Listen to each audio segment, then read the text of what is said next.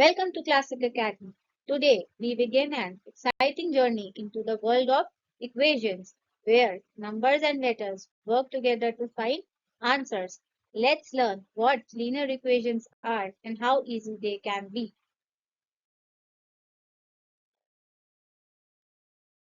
Introduction. Now we will begin with what is an equation.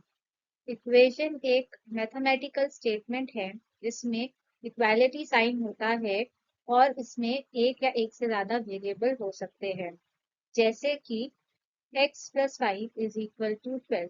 यहाँ पे equality sign है और एक साइड पे वेरिएबल होना जरूरी है, ठीक है ना। दूसरी साइड पे आपका वेरिएबल हो भी सकता है, नहीं भी हो सकता।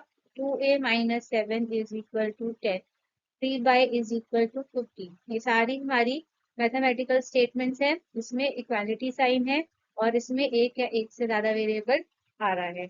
नाउ हमने करना है linear equation. Now what is linear equation? Linear equation वो इक्वेशन होती है जिसमें highest power of the literal number that is the variable is 1। तो जो भी हमें इक्वेशन दिया होगा उसमें जो वेरिएबल का हाईएस्ट पावर है वो 1 होना चाहिए, तभी वो लीनियर इक्वेशन होती है। जैसे कि x plus 5 is equal to 10। यहाँ पे हमारा जो वेरिएबल है x, उसकी पावर हाईएस्ट क्या दी है 1, क्योंकि जब पावर मेंशन नहीं होती तो वो 1 है। तो ये हो गया हमारा linear equation. a minus 7 is equal to 10। हम यहाँ पे a की हाईएस्ट पावर क्या है 1, तो ये हो गया हमारा लीनियर इक्वेशन। अब सपोज हमारा होता x square plus 5 is equal to 10। अब यहाँ पे x की पावर हमें 2 दी गई है, तो वो हमारा लीनियर इक्वेशन नहीं होगा क्योंकि उसमें हाईएस्ट पावर आ रही है 2। तो लीनियर इक्वेशन में highest power of the variable has to be 1।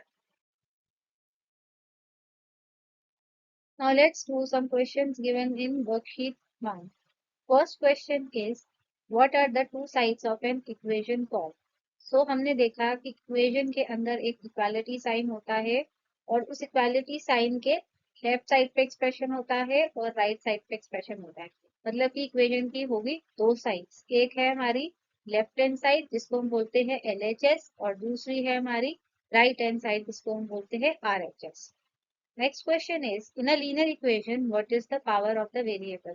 अभी हमने डिस्कस किया कि लीनियर इक्वेशन में highest power of the variable has to be 1। तो लीनियर इक्वेशन में वेरिएबल की पावर होती है 1। Encircle the linear equation in the following. As we know linear equations वो इक्वेशंस होती है जिसमें highest power of the variable is 1। So first part है हमारा p plus 3 is equal to 5। इसमें हमारा वेरिएबल है p और उसकी हाईएस्ट पावर है 1, तो ये है हमारा linear equation. 2x plus 3 is equal to 7। इसमें हमारा वेरिएबल वाला पार्ट है 2x और इसकी भी हाईएस्ट पावर हमें 1 गिवन है, तो ये भी है हमारा linear equation. x square plus 1 is equal to 5। इसमें जो हमारा वेरिएबल है x, उसकी पावर है 2। तो हाईएस्ट पावर क्योंकि इसकी 2 है 1 नहीं है, इसलिए ये हमारा लीनियर इक्वेशन नहीं है। x by 3 is equal to 7। इसमें जो x है उसकी हाईएस्ट पावर है 1, तो ये हमारा है linear equation. X cube minus 1 is equal to 9। इसमें जो हमारा वेरिएबल वाला पार्ट है उसकी हाईएस्ट पावर आ रही है 3, तो ये हमारा लीनियर इक्वेशन नहीं है। 2x minus 5 is equal to x minus 3। तो यहाँ पे हमें दो साइड पे वेरिएबल गिवन है, तो दोनों साइड पे पावर 1 होएगी तभी वो लीनियर इक्वेशन हो सकता है। इस साइड भी हमारी जो है वेरिएबल की पावर 1 है और इस साइड भी हमारी वेरिएबल की पावर 1 है, तो ये भी हमारा लीनियर इक्वेशन है। इसके अंदर से लीनियर इक्वेशन वाले पार्ट है हमारे A, B, D and F. Separate the LHS and RHS of the following equation. यहाँ पे हमें कुछ इक्वेशंस गिवन है, हमें उसका लेफ्ट हैंड साइड और राइट हैंड साइड को सेपरेट करना है। तो पहला इक्वेशन है हमारा y minus 3 is equal to 9। तो जो इक्वालिटी के लेफ्ट पे होता है वो एक्सप्रेशन हमारा होता है LHS और जो इक्वालिटी के राइट में होता है वो होता है हमारा RHS। तो इसके अंदर LHS है हमारा y माइनस 3 और RHS है हमारा 9। इसमें 2x plus 1 is equal to 5। Left में आ रहा है हमारा 2x प्लस 1 और इक्वालिटी के राइट में आ रहा है हमारा 5। तो लेफ्ट हैंड साइड होगी 2x प्लस 1 और राइट हैंड साइड होगी हमारी 5। तो इसके अंदर इक्वालिटी के लेफ्ट में आ रहा है y बाय 3, LHS हो गया हमारा y बाय 3 और इक्वालिटी के राइट में आ रहा है हमारा 9, तो RHS हो गया हमारा 9। 5y -1 लेफ्ट साइड पे आ रहा है तो LHS हो गया हमारा 5y -1 और 9 - 2y ये हमारा राइट में आ रहा है तो RHS हो गया हमारा 9 - 2y।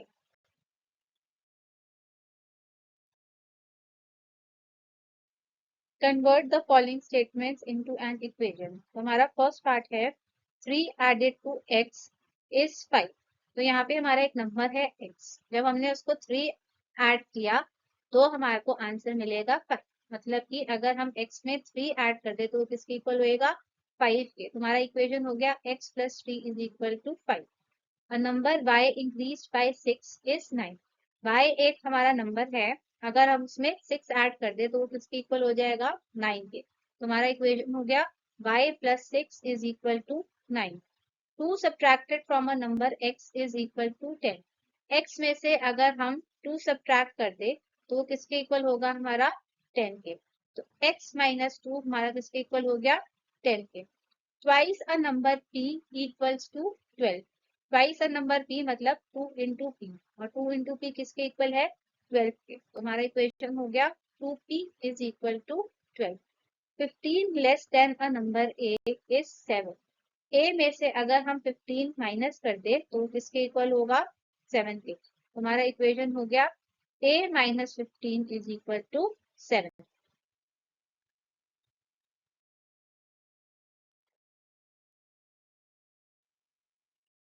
2/3 of a number x is 5।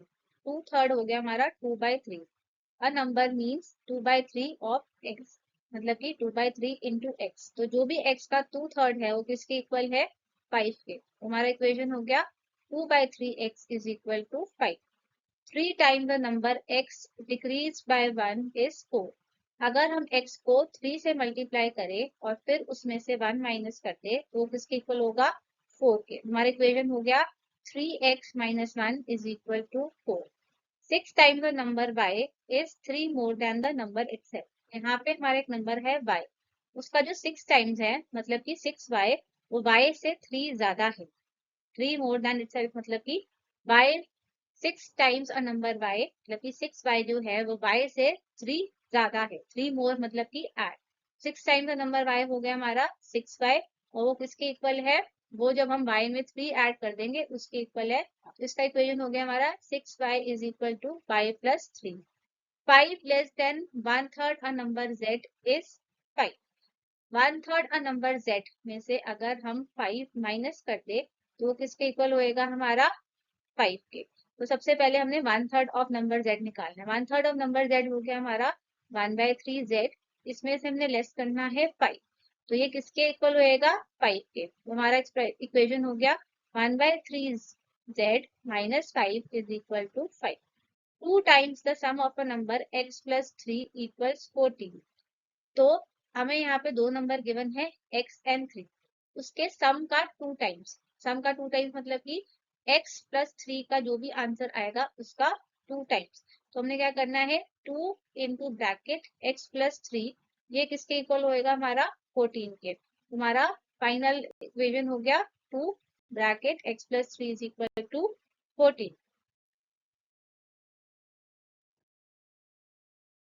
Here are some practice questions for you all on what we have discussed till now. Why don't you try to solve these yourselves?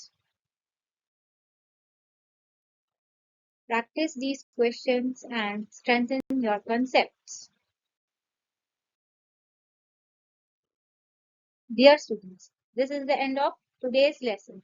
In the next video, we will begin working on worksheet 2 of this chapter. So stay tuned and keep practicing. I hope you have learned something new, you understood it with joy, and now it's time to say bye with a smile.